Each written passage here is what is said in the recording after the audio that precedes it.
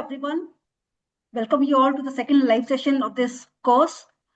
Today we are going to talk about a very interesting topic and a very challenging topic as well, which is very important for all of us in this group. Basically, if you're a researcher, communicator, so everyone has to be aware of this topic.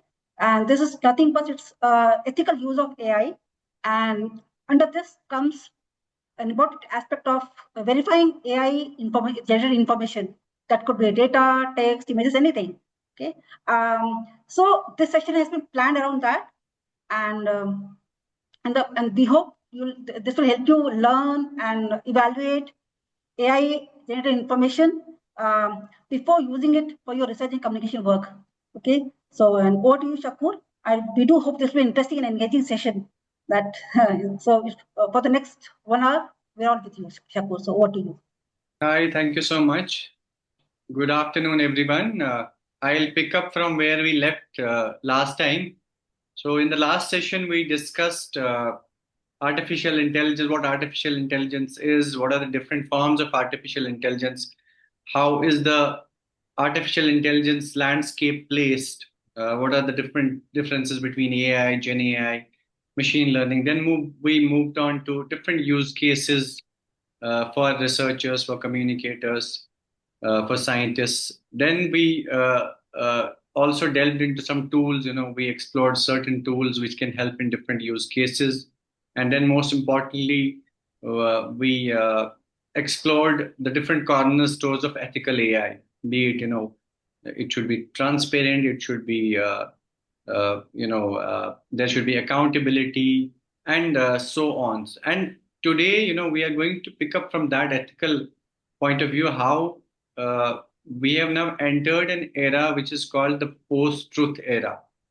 And in this era, it is really difficult to tell which information is right and which is not, even when it seemingly might, look like real information, but it may be fake. And how do we navigate this information landscape? That we are going to discuss in this session.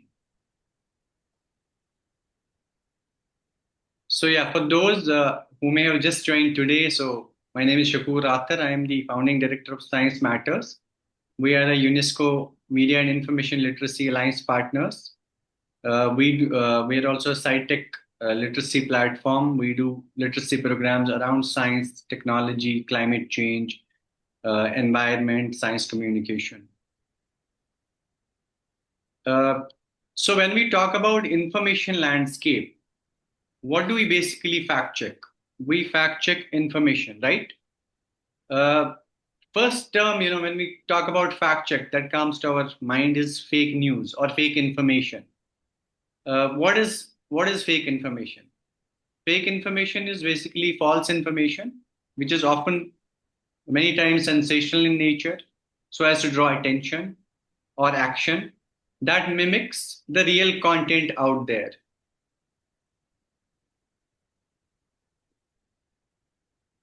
Then misinformation. Can anyone tell me in the chat what is the difference between misinformation and disinformation? Don't look at the slide. Yeah, just tell me on the chat. What is the difference? I'll give you a couple of minutes to think over this. Just, don't look at the slide.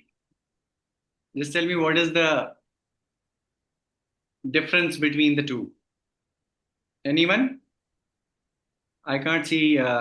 There's one person as last time there were like so many, and there was a barrage of comments on the chat that it was difficult to misinformation looks true, but it is not disinformation. Intent is to spread fake news, one intentional and one non-intentional, exactly. So both are misinformation, but disinformation is more intentional. Disinformation has a certain intent and motive behind it, right? It may be it may be politically motivated. It may be motivated to, benefit a certain company or a certain product. It may be intended to, peddle supplements which are fake.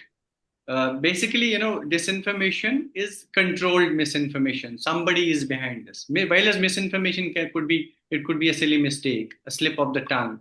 It could be a spelling mistake, right? It could be somebody, innocently shared something with someone while they didn't mean to do so. So that is the basic difference between what we call as misinformation and disinformation. Uh, then comes the continued influence effect. What is continued influence effect?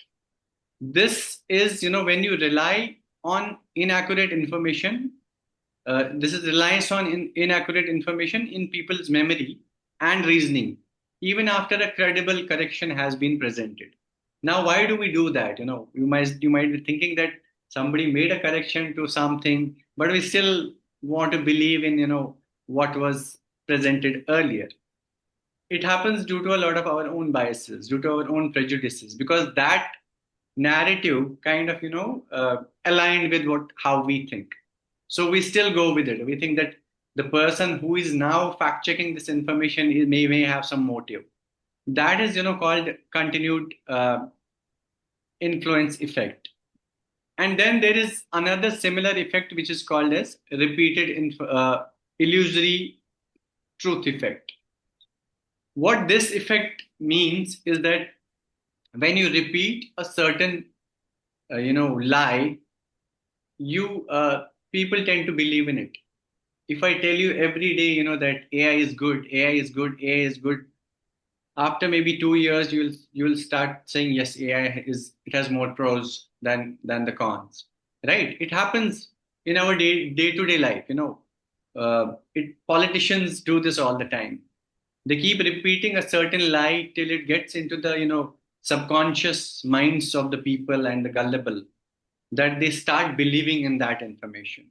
And it has been used over the centuries, this illusory truth effect. This has been used over the centuries to spread propaganda.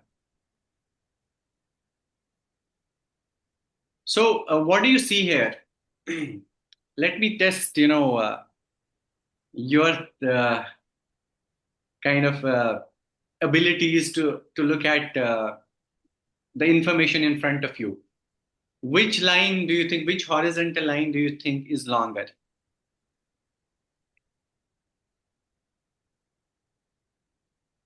You can put your responses in the chat.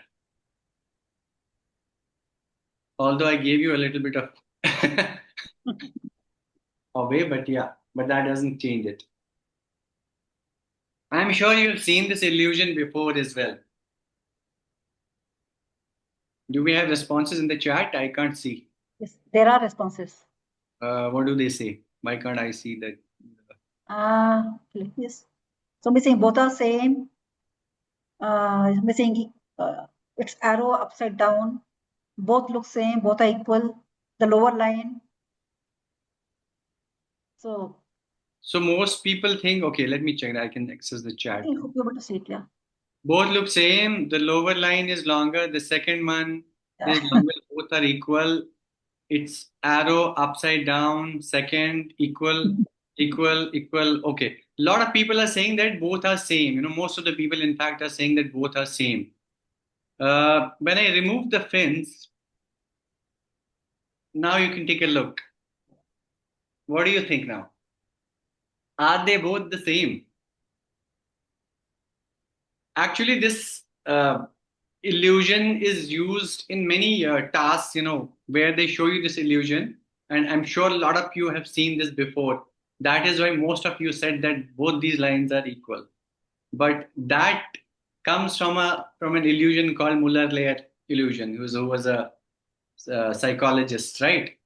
But these two lines are not. I deliberately kept them unequal, so that to prove that sometimes when we see the same thing over a period of time, we tend to believe in it, and then we don't see what is in front of us. And this is a big example of that. That is why most of you thought that it's that illusion which has been presented, and you knew about this illusion and you thought that both are same, but they were not. Now if you look back at it, wait a second. Yeah, you can you can yourself see that both the lines are not uh, remove the illusion, don't think about the illusion. You can clearly see that they are not equal. Right? So yeah, that was it. That is sometimes, we should not believe in what we have seen before. We should see every piece of information, every bit of knowledge with a fresh pair of eyes, and see to it that, am I being deceived by some cognitive bias, right? When it comes to science areas, there are four main areas where misinformation and disinformation is very widespread. And disinformation in this case, mostly because a lot of money, a lot of influence, a lot of power is involved. First is climate change. How many of you, now the COP is coming up, and you will see a lot of, Facebook and Twitter will be filled with misinformation and disinformation around climate change. Some of the examples we are going to see today also. You will see manipulated tweets, you will see manipulated visuals, you will see cherry picked statistics, you will see scientific, consensus being distorted, scientific studies being presented out of context. One of them was, I remember uh, uh, a study which was presented as that, Antarctic ice has come back. That there's a website, I don't remember the name right now. They do this all the time, and this website is still live. They pick up cherry pick facts. So what they did was they just picked last year's data, 1 year's data, and said that since Antarctic ice has grown in the last year, so there is no climate change. So we debunked that information by of course looking at the long-term trend, long-term data where Antarctic ice uh, has declined over decades. But they just cherry picked the last year's 1 year's data and presented it in that way. Then comes the health and medicine. We are always bombarded with on WhatsApp and Instagram with health and medicine related misinformation because there's a lot of money involved here. A lot of people, they want to sell you supplements. They want you to not trust in the established science. They want to basically break the rules of public health. They don't want you to look at things from a scientific perspective, so that you don't once you don't once you start questioning the science. I mean, of course, we always question. We should question everything, but when you start questioning established facts over the years, then it's easy to sell you anything, right? It's easy to peddle those supplements. It's easy to sell you a treatment. It's easy to say that homeopathy works or this form of medicine works. Third is AI and technology. Deepfakes and synthetic media, like I said the other day, it is right now difficult to say that how many of you are actually present in this meeting, or whether I am, Shakur Rathar as such in person presenting this presentation. You have every reason to doubt that, because we have seen, deepfakes and synthetic information getting so authentic over the last 4 years now. It's really difficult. Sometimes mostly we question the reality these days. Then vaccine narratives. Vaccine narratives have been there, even when AI was not there. Fabricated news around vaccines has always been there. Recently, one of the narratives was that, what was the virus which was discovered on the ship? Hantavirus. So recently, one of the narratives that was this again, taking things out of context, people started saying that hantavirus has been caused due to the mRNA vaccines. Because we've used mRNA vaccines, and somewhere they read a document where they had, somewhere it was mentioned that you should check the patients for hantavirus and others, and they picked this thing up and presented it out of context. And there are so many reels, people who have millions of followers, they are peddling this, that hantavirus was caused by mRNA vaccines. Now, if we talk about your line of work, although I would have done this with a Mentimeter, but yeah, since we are doing it online, so we are going to use the chat. Which among these do you think is the biggest challenge in your line of work? Is it climate change denial and distorted environmental data? Is it vaccine misinformation, anti-immunization campaigns? Is it the AI technology hoaxes or synthetic media deception? What is it? What is that, what is the one thing that you think is the biggest challenge in your line of work? You can put the response in the chat. I need to see the chat. Where's the chat? Are you able to read the chat? Sometimes Yes. Yeah, I sometimes can. the chat I can. disappears from my screen. It's there. It's there. Yeah. So mostly people are saying the last one, but Mhm. there's somebody saying the third one. Manipulated research data. Yes, that's the most Right. common And one. falsified study results. Yeah, exactly. Because manipulated research has been there for a long time. We have seen predatory journals. In fact, India was one of the big factories of predatory journals, but we're trying to get control over it. Yeah. And then there are journals which uh, knowingly or unknowingly also they have published false data, right? They have published there was this I wanted to share one thing if I'm able to share. There was this thing, if I'm able to show you that. Yeah, can you see this? Yeah. Yeah, so this was a article in Nature, and we also did a video on this, that how scientists invented a fake disease altogether, and and then AI did the rest. They just invented this disease, talked about it, wrote an article on it, and created a disease called bixonomania. So and what happened is, there was a snowball effect. A lot of other preprints picked up this article. They wrote their own articles around this disease. Um, so this was totally fictional. It was created and then just spoken about, and this is to show that how misinformation can spread like wildfire Yeah. these days, without people actually cross checking what they see.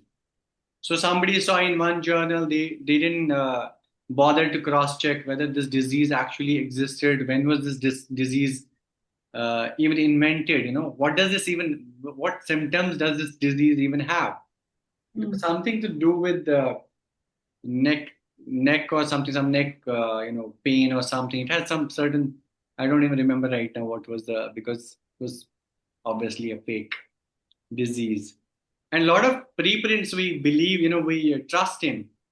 They wrote articles around this disease and published it on their platforms. So yeah, manipulated research is and data being presented falsely is a big challenge.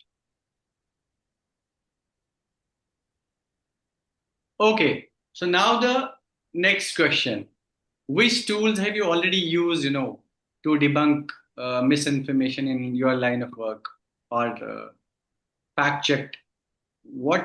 Which all tools have you used?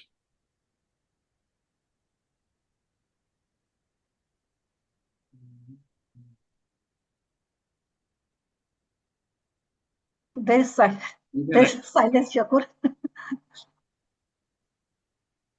No tools. You haven't No used response. any. Okay, that's a good thing for me actually. Then I think that you will learn a few things from me today. Yeah. Have So it. there's a Google search or not aware or plagiarism detection tool.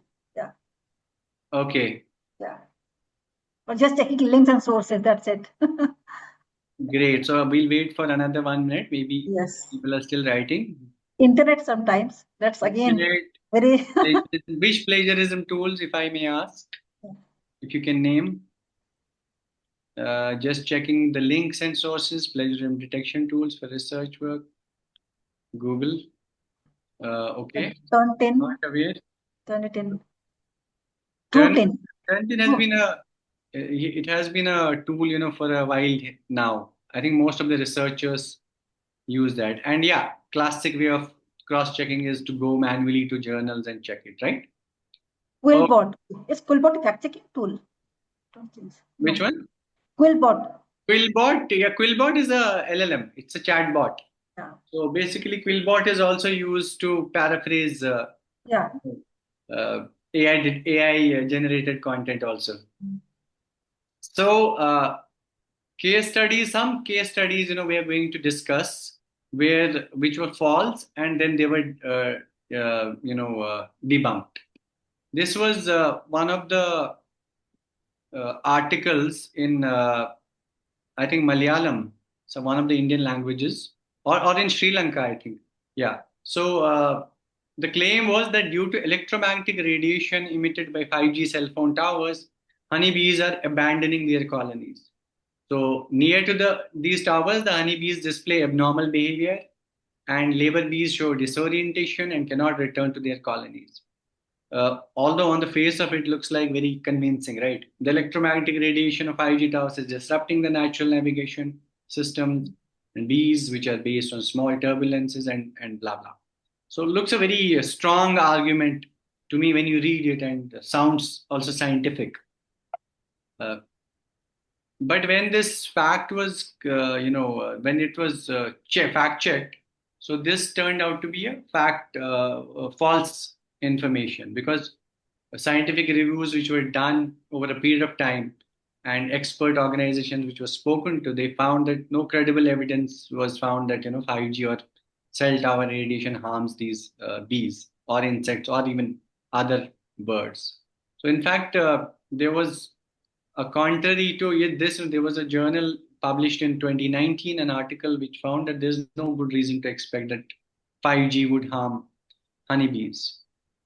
Major reviews also concluded the same, that it does not, alarm these birds.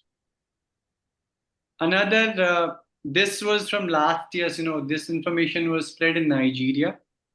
The visual was projected as if it is from the Jamaican floods. We saw last year there was a devastating flood in Jamaica, but this image was shared as, with this caption.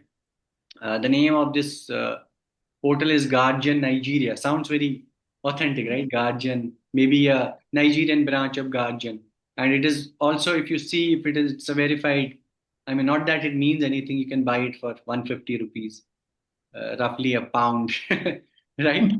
So, this devastation caused by this year's disaster in Jamaica is truly heartbreaking. Entire communities, and then there's a video, which shall I share the video also? If you can. Yeah, let's try. You can play the video. Yes. It's working. Yes, it's working.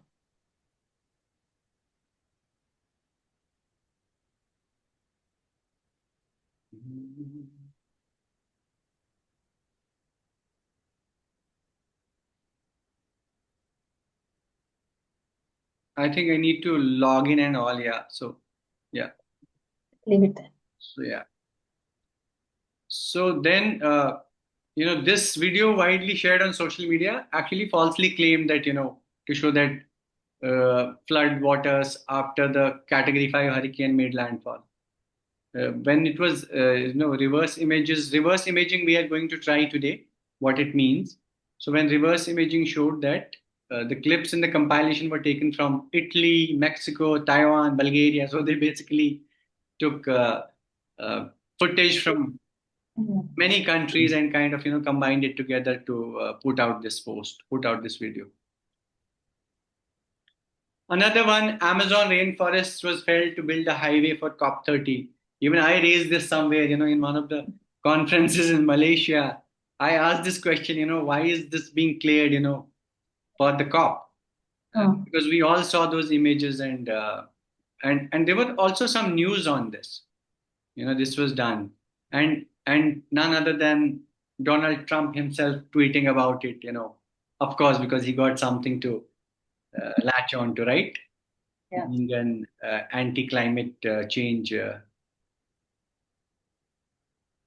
So this was partially misleading because this, when the authorities were spoken to, this 13.2 kilometers of highway, four-lane highway, was not started last year. It had begun actually in 2012, long before Belém in Brazil was chosen to host the COP last year.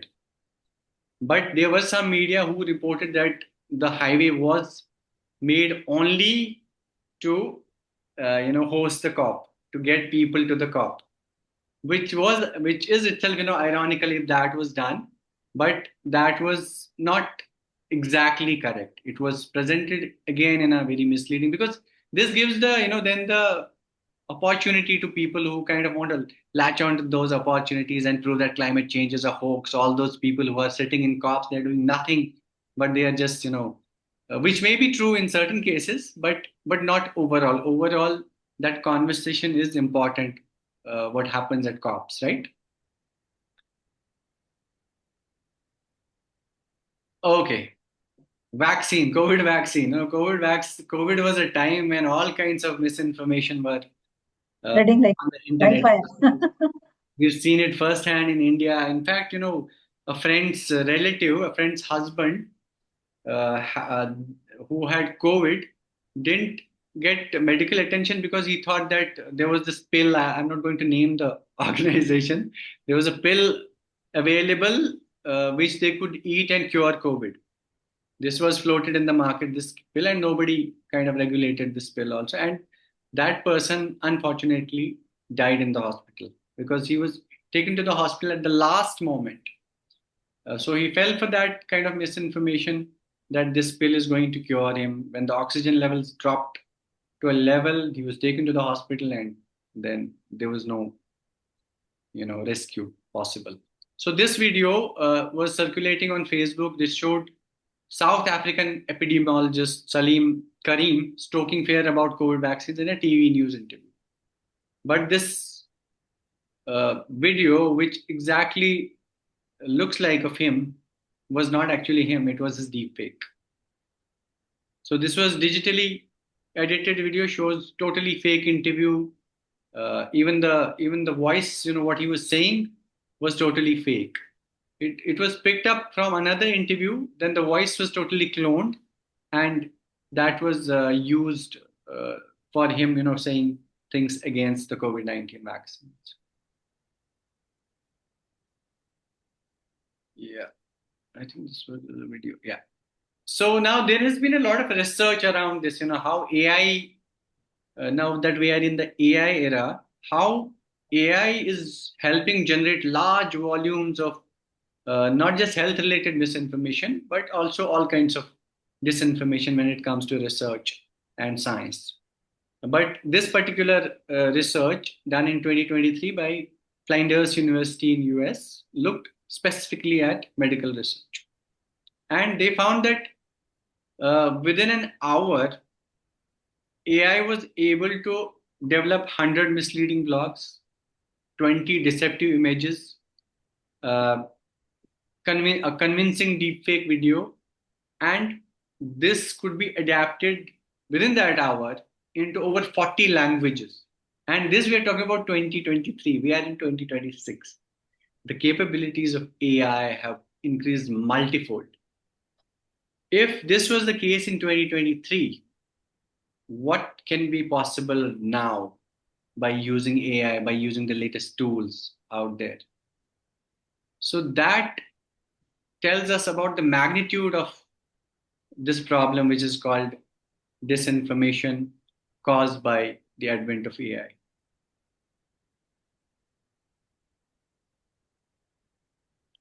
Okay, yeah. So I was talking about, climate misinformation. Whenever the COP starts, you must have seen this image crops up on social media. Yeah, very common. What do you think about this image?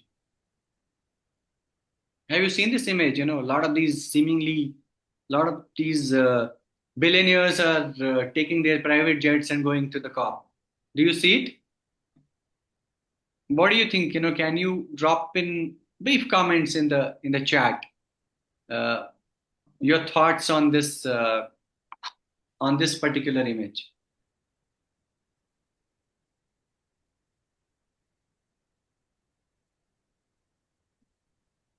Somebody saying it's fake.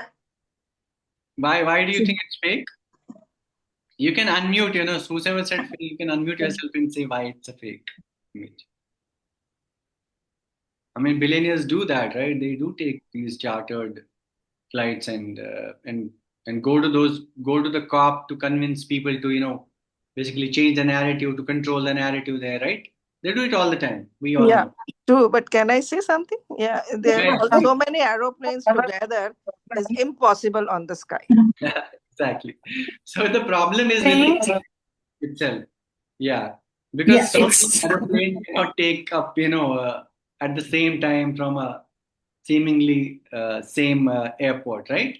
But you will see this image will be used by a lot of these platforms across social media whenever the COP is coming in Turkey.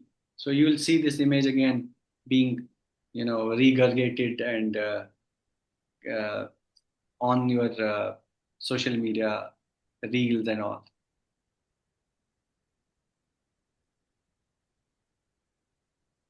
So yeah, I wanted to share this. Yeah. So climate skeptic posts like these, and others that we discussed earlier, they grew by 43% on YouTube and 82% on X, earlier Twitter, from between 2021 to 2024.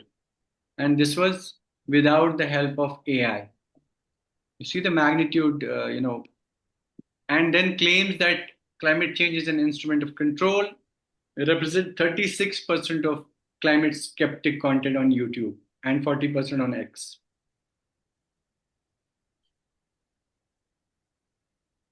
These are some of the popular hashtags that I use, that climate change is a hoax, there's a global cooling actually happening. A lot of people will tell you that, oh, look at the weather in April, when the April this year in Delhi, talking from a Delhi point of view, was relatively very pleasant. And a lot of people started thinking that where are those people who say there's global warming? Look at the pleasant weather in April. It's never been this pleasant in Delhi. Then all these hashtags, but climate change hoax is the number one hashtag that is used across these to spread these misinformation channels. Okay. The other day, somebody asked me that, how can we tell that, if something is amiss in a picture or how something is not right with uh, with a text? How can we tell it, uh, if this is AI generated or not? So without using any tools, you can just, look at visual anomalies of a picture, of an image. You'll find distorted hands and fingers with incorrect digit counts. This is one of them. But always keep in mind they are getting better. Asymmetric facial features that don't match naturally, inconsistent lighting, and impossible shadow angles, blurred backgrounds. Now you might be thinking that I have to be a sleuth to know all this, right? Blurred backgrounds with unnaturally sharp foregrounds, nonsensical, gibberish text, watermarks, or distorted letters. This happens a lot still. You will see this in AI generated images. There are repetitive patterns or textures that appear copied, unnatural skin texture with plastic or airbrushed appearance, objects that blend impossibly into grounds. If you've seen some of the videos which are out there, which are very viral on social media, the way these objects move, you do feel that something is off here, right? So that is your first red flag. Then there are certain technical markers. Uh, that is missing or incomplete EXIF data. Every image comes with the metadata, right? You'll see when it was clicked, what was the time, what was the day, what were the conditions. It is they are coded in a kind of a metadata. So if you look at that, AI generated images won't have that metadata, or it will be like very minimal, and you can look at it and say that something is off. Then unusual file sizes that don't match claimed resolution. Perfect symmetry, that appears too precise to be natural. You might have seen aligned teeth, all the features are very aligned, and they do look wooden if you look at them carefully. The movement looks wooden if you look at it carefully. No matter how powerful tools out there they're using, they do look, something is missing here. Then when you put it on the reverse image, there will be zero matches. We'll check what reverse imaging means. You'll find zero matches. Then there'll be a recent creation date for supposedly historical images, and other inconsistencies that are a telltale sign of that something is off with these images. Then again, even now we are not using any tools. Building landmarks. If there's a image, you can see, can it be cross-referenced using satellite maps or Google Earth? Can you find this location on Google Maps? Then are there any flags, logos, emblems by which you can identify which place this could be? A region in a particular group, right? There are always these telltale signs at the back if you look at an image. Then comments on social media, chances are there is always an in-house Sherlock who is always going to point out inconsistencies. But these days, even on real videos, people write, "Oh, is it AI generated?" So that we need to watch out for. Number plates, especially when a vehicle is there, you can look at a number plate and tell that this may not be the area that they are referring to, right? Clothing, language, these are also giveaways. What kind of a language is being spoken? What kind of a dialect is being spoken? You can easily tell which geographical area are we talking about. Weather, pay attention to whether if it is a clean, if it is a green, blue, if it is a green backdrop with a perfectly blue sky, it may not be a certain location, which we know are polluted, right? For example, somebody tells me in the winter time that shows me an image of a blue sky in Delhi. I am not going to believe it, right? Then signs, on signposts, banners, billboards, they can also help find a location. Phone numbers of businesses can lead to physical address, right? They can be written on those signages. So these are some of the telltale signs where you don't even have to use a tool. This is basic human curiosity that you can use.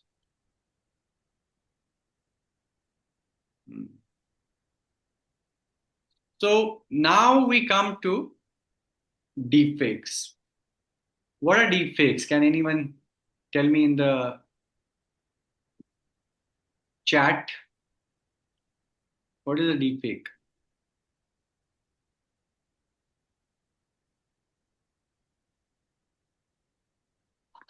I'm sure you've come across deepfakes on a daily basis now for the past 3 years. What is a deepfake? I'm looking at the chat. Metaphorical, too good to be true, exaggerated truth, disinformation, clever altering of facts, incorporating other faces on others, exaggerate true, too good to be true, AI generated photos based on prompt used to flow of traffic on shadows can tell the veracity. Yeah. Oh wait, this is previous. Good, yeah, faking by deep learning of AI. Right. So a deep fake is a it's a sophisticated method of creating or altering media content such as images, videos, audio recordings using basically AI. And there are different tools to do that now. You can easily do that. I'm not going to give you ideas how to make a deep fake, yeah. But yeah, they are easily. If you see all these news, if I've come across any of these, they were all fake news. They were all created synthetically using different AI tools. So in India, we first, encountered deep fake in 2023 when a famous Telugu actor, you know, down south of India, Rashmika, her name is Rashmika Mandana. One of her videos went viral, and that was, kind of this video featured Mandana's likeness, showed a woman entering a lift in a bodysuit. So the original video was actually of a British Indian influencer named Zara Patel, which was manipulated using obviously deepfake technology, and her face was planted on the body of the other person. Since then, multiple people internationally have fallen a prey to this. During elections, we'll see a lot of politicians saying something which they've never said. We saw recently during this the Middle East war, we saw a lot of such videos being circulated of politicians saying different things about each other, about the war, about basically a lot of it is used to control the narrative also. So there are these disinformation factories that operate online. So if you can't win a war on the ground, you can certainly win it on the internet, right? Using all these images. So this news about Netanyahu who died, so fake news was Yeah, all yeah. over social media. One of the videos had 6 fingers or something. Yeah, Yeah. I remember that. So this is how it started, manipulation of videos. When Will Smith's this eating spaghetti video came out, you could tell that, this is not Will Smith. This is something is wrong with him, right? But from this early experimentation to using LLMs, this is where we have reached. These videos look very realistic, right? When you look at it, on a first look, they look very realistic of puppies and this is a market. Christmas looks like a Christmas market somewhere maybe in Montreal or somewhere. Yeah. And then videos like these. I think hyper realistic. Nobody can doubt that this is not from my kitchen, right? Yeah. And this as well. Who can doubt such a master violin player, right? Yeah. By the way, AI can also generate wonderful music,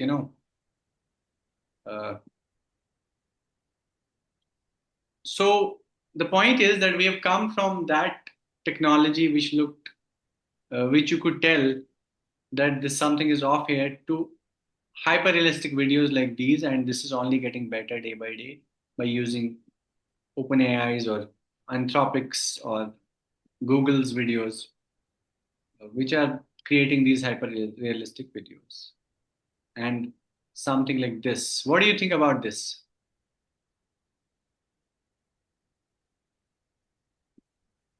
Is it a deep fake or synthetic media? What do you think? Can we call this deep fake or we can call it synthetic media? Another difference. Synthetic media, okay. Deep fake, okay. Synthetic. Deep fake, okay.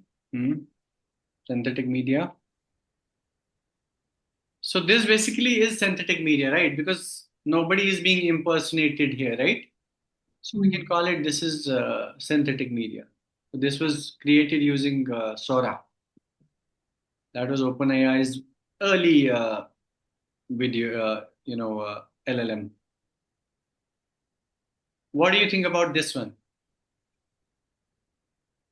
Is it a deep fake or a shallow fake?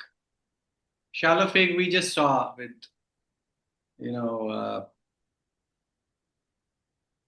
with Will Smith. What do you think about this one?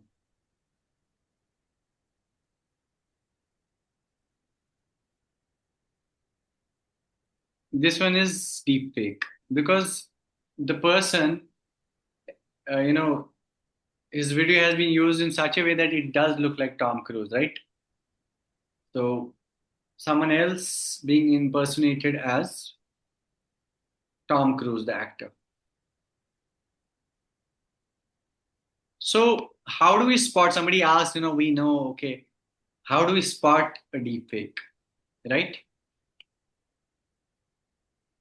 Again, I'll go to, to your basic sense of things and your common sense. Look for unnatural facial expressions, inconsistencies, uh, look for unrealistic skin texture, inappropriate shadows, right?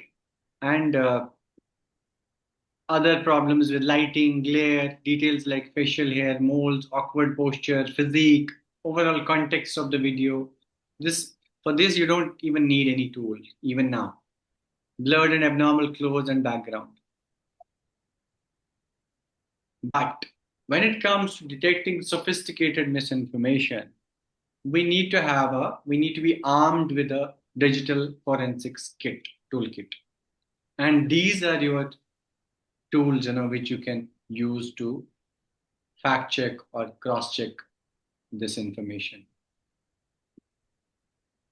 Starting with verification and archiving, there are photo verification tools like Google Reverse Imaging, which we'll try in a while. Similar technology, Yandex and Tinai. Then there's Revai and Google Lens. They all do photo verification. They almost work similarly. Then there is video verification. For video verification, we use a tool called InVid. Another tool is Watch Frame by Frame. And another tool is YouTube Data Viewer. And if you have to archive your information, your links, what will you use? Because sometimes archiving becomes really very important.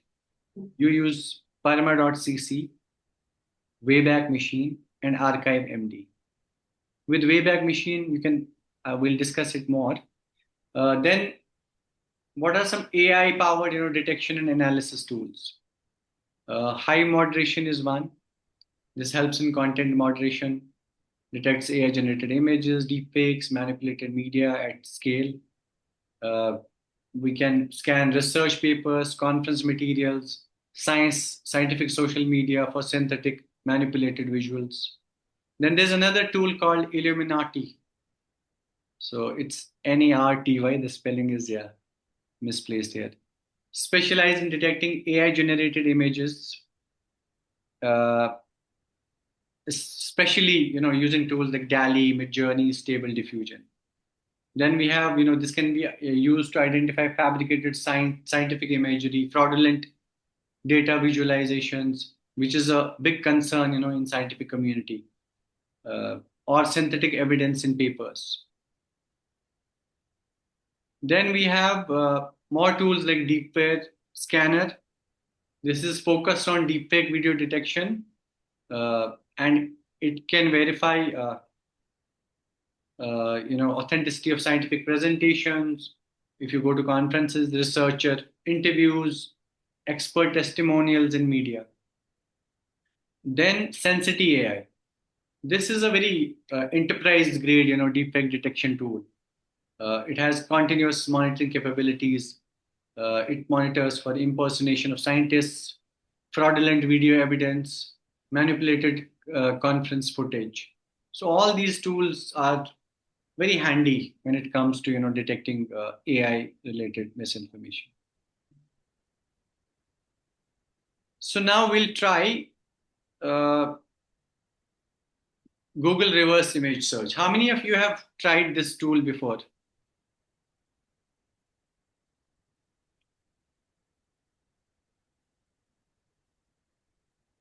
I can't see the chat, so yeah. So we'll. I'll just show you. So if you see, what do you see in this image?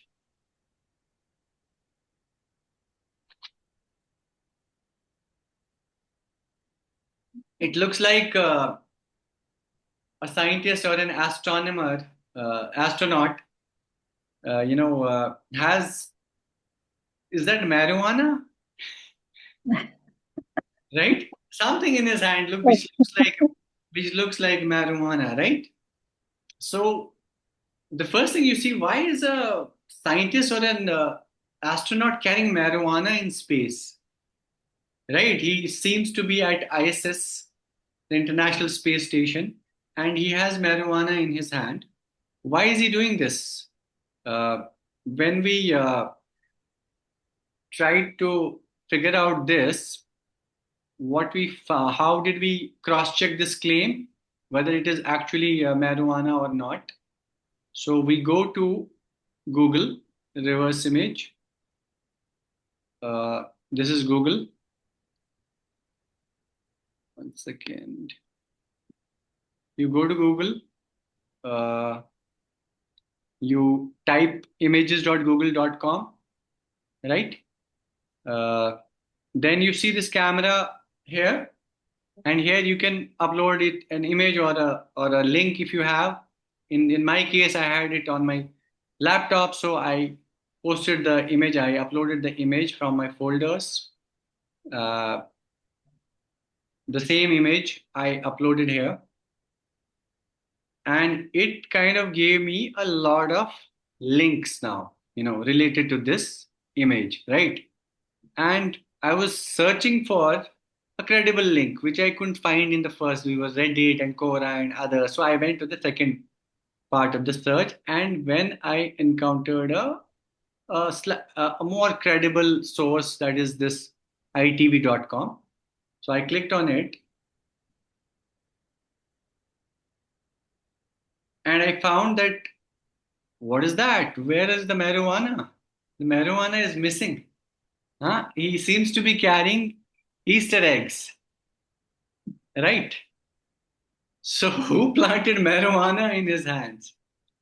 So that is how you can cross-check it. But I mean, we should be careful. We should always double check, right? That article could also be wrong. But then when I checked further using that image, the one which was in that article, I saw actually the scientist had the astronaut had actually posted it on his own Twitter link.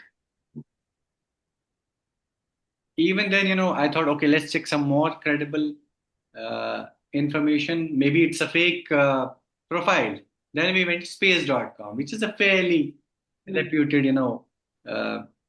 news portal for science news. And there again, we could cross verify that this was actually not marijuana, but these were actually Easter eggs that were in this person's hand and not marijuana. He was not high on ISS. You see, is it clear how you can use the Google reverse image? It's very simple, it's on your phone, that camera option. You just upload an image there and you will find a lot of links related to that and similar links related to that image.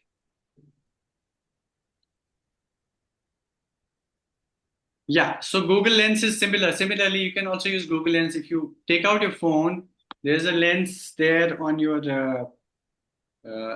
if you can check, your Google, yeah.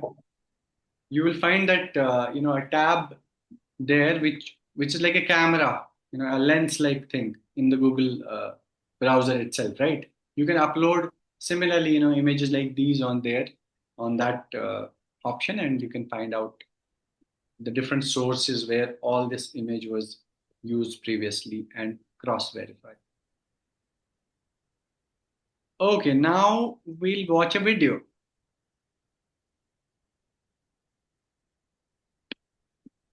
what do you think about this video? What is happening here? Keep the comments, coming in the chat. What do you think is happening here?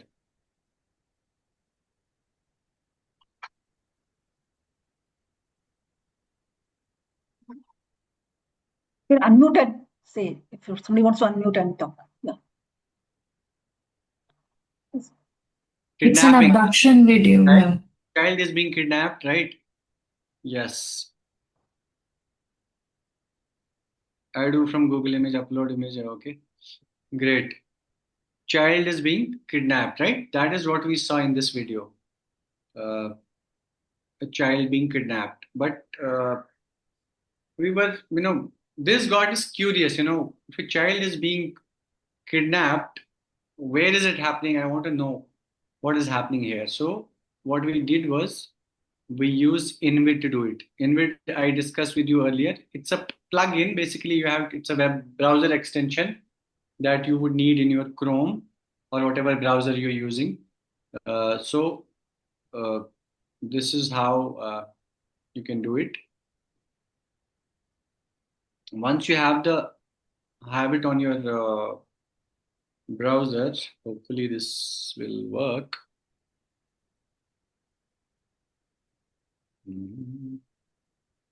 No, some videos are difficult. Okay. Oh, what did I do? Did I close the entire window?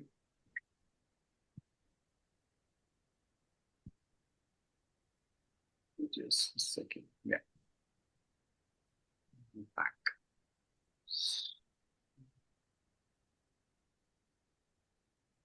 Yeah, I was at InVid. Hopefully this will play. This will take a while. How we can do it? Yeah.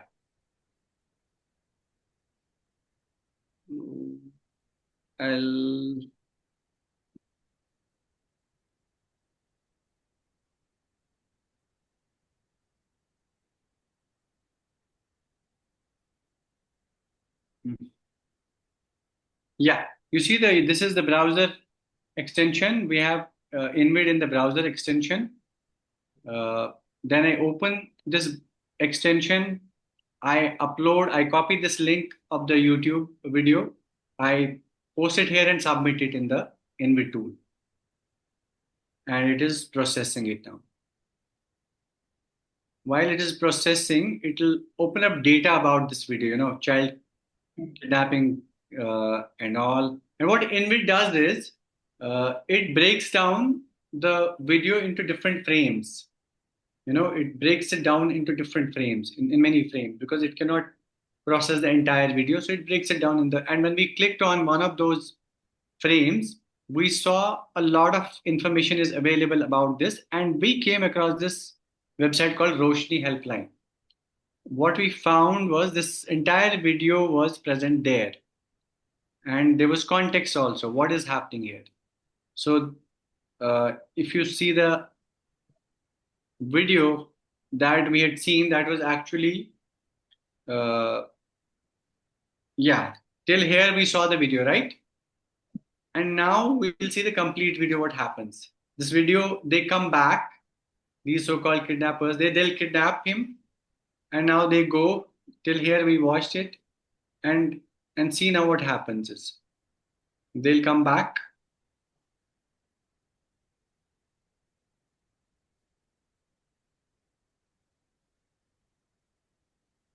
And leave the child there. This was basically an awareness campaign by this Roshni Foundation, that any moment, a child could be kidnapped in your neighborhood and nobody would know. And then they gave some context also what it was. But if you had just seen the one which was shared earlier on internet, that was misleading, right?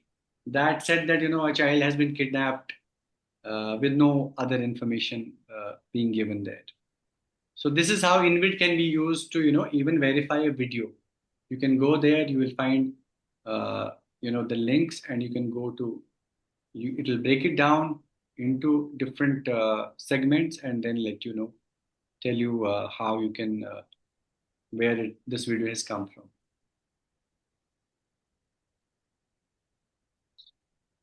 So yeah. And then this tool called Optic AI.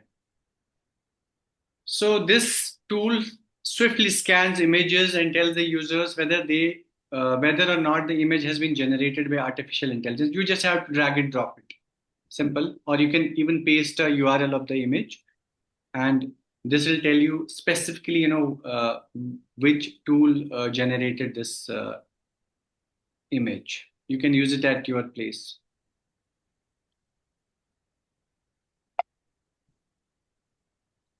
TrueMedia.org, another deepfake detection tool.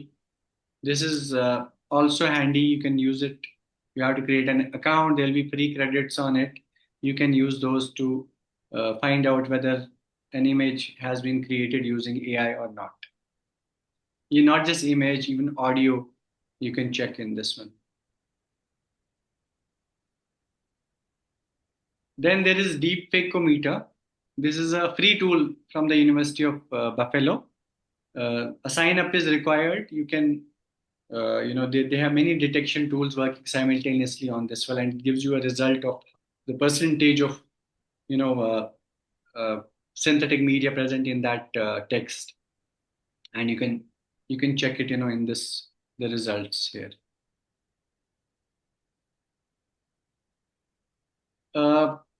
One popular tool is Hive Moderation. This is a very good tool, but the only problem is it's a paid tool.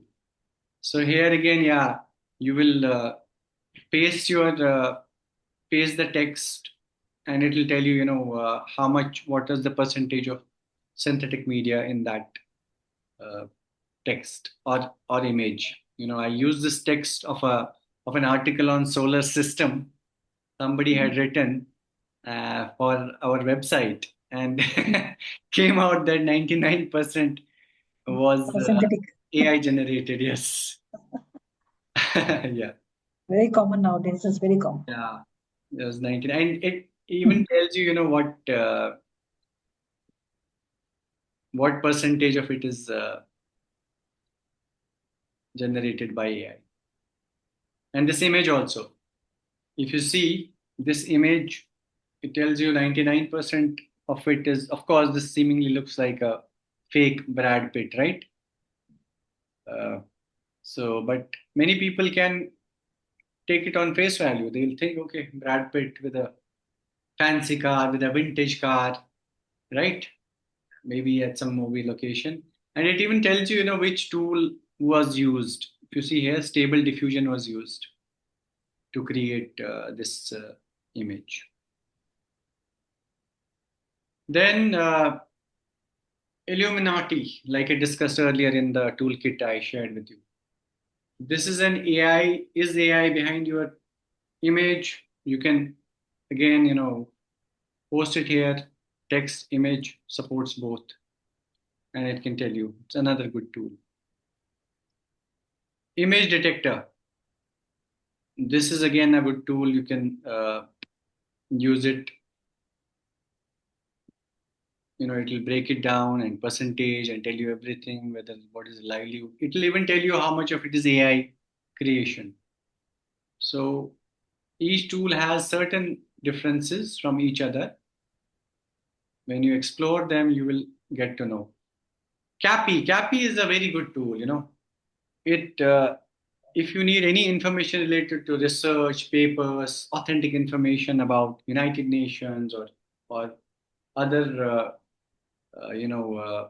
authorities, this is a tool for you. You can use, and here it doesn't hallucinate, because it will ask you specific questions about that query and gives you information from credible sources only. Like if you ask ChatGPT or Claude or Gemini, they might just come up with anything rubbish. They'll come up and tell you their own stories, hallucinated stories. Hallucination we discussed yesterday, but not CAPI. CAPI is a very good tool, especially for if you are a researcher. I think this is a good tool that you can use. lot of tools, huh? Fact Check Explorer. Then you can also check if others have fact checked that information. So you can simply go to Google Fact Check tool, Fact Check Explorer, and put your 1 word, 2 words, whatever keywords there, and it will give you the information on what others have fact checked about that topic. It will give a list of that across the world. You can also use images in the Fact Check Explorer. This is how you use the image. You can just upload it here, and then it will take you to the sources of where all this image has been fact checked before.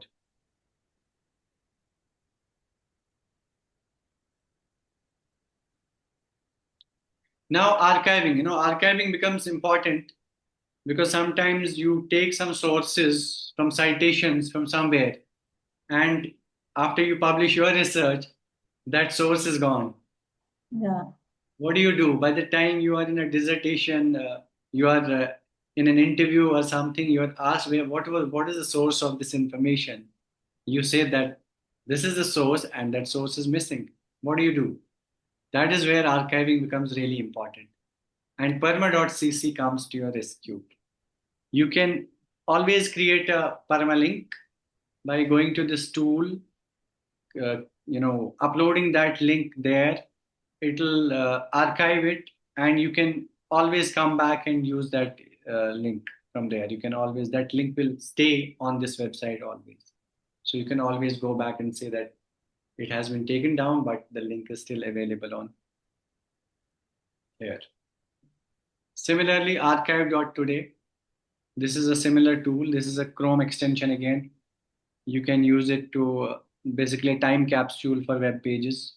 So you can use it to archive any information, image, graphics, website, web tool, sub website, anything you want that can be archived here. Wayback Machine. So Wayback Machine is similar, but it goes a step ahead. It can also tell you in the archive what all changes were made to that piece of information, right? Somebody they may not remove the article. They will just edit it and make changes, remove that picture, remove that misinformation somewhere they had quoted or correct it. But how do you know? If you have it in the Wayback Machine, you can easily find those changes that have been done. Thakur, I had a question. So people, suppose they modify their article 3 times. Okay. So will you find all the versions All the through changes. this? All the changes will be mentioned in Wayback Okay. Machine. What dates were those changes made? What times were those changes made? They will be mentioned through this. So that brings us to the conclusion of this session and your fact check take-home resource toolkit. What is it? Verification tools, we discussed InVid AI, iModeration, Illuminati, Deepware Scanner, Sensity AI, Perma.cc, Wayback Machine. Research databases, what we can go back to if we have to manually cross-check information. These are the sources. I'm sure you're already using these preprints and these methods, right? Retraction watch, you should keep a watch. If you're a researcher, you should keep a watch. Even Lancet and Nature has retracted their papers recently. Then fact-checking sources, these are some of the science feedback, health feedback, climate feedback, full facts, Snopes. They also publish fact checks around science and research. So those are really good sources if you are in the field of research. Then communities and networks. These are some fields which can help you to network and find better sources. And they are doing a lot of work. For example, International Fact Checking Network. It's an international fact checking network which, as the name suggests, they fund a lot of members. They have a lot of members across the globe. They fund them and so that they can keep doing this fact checking work. And then these are some additional tools. Some of them you may be using. Some of them you can use whenever you want.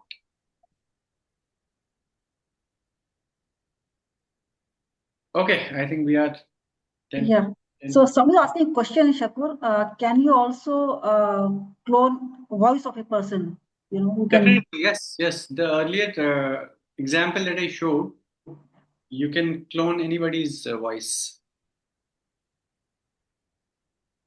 Most of these you can clone. There was a video of US US Secretary of State. What was the name? I am forgetting.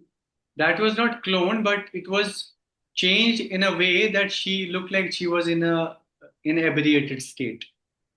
So those are, but yeah, now there are clones. How do you think most of the cyber crimes these days are happening on the call?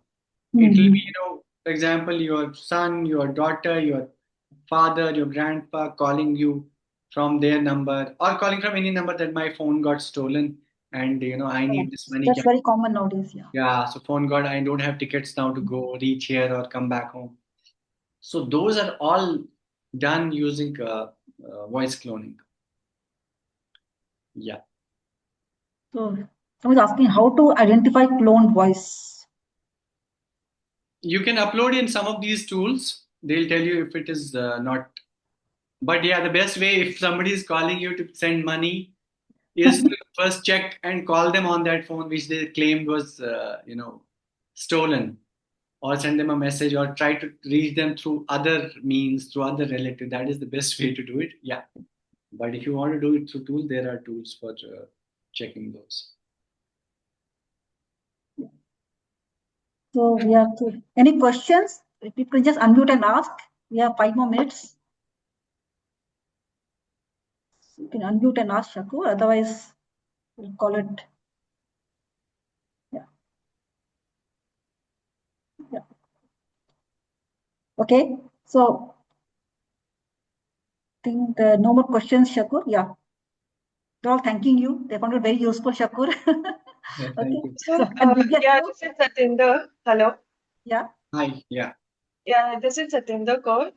So I wanted to ask, is there any tool or app we can download on our mobile which can identify those cloned voice?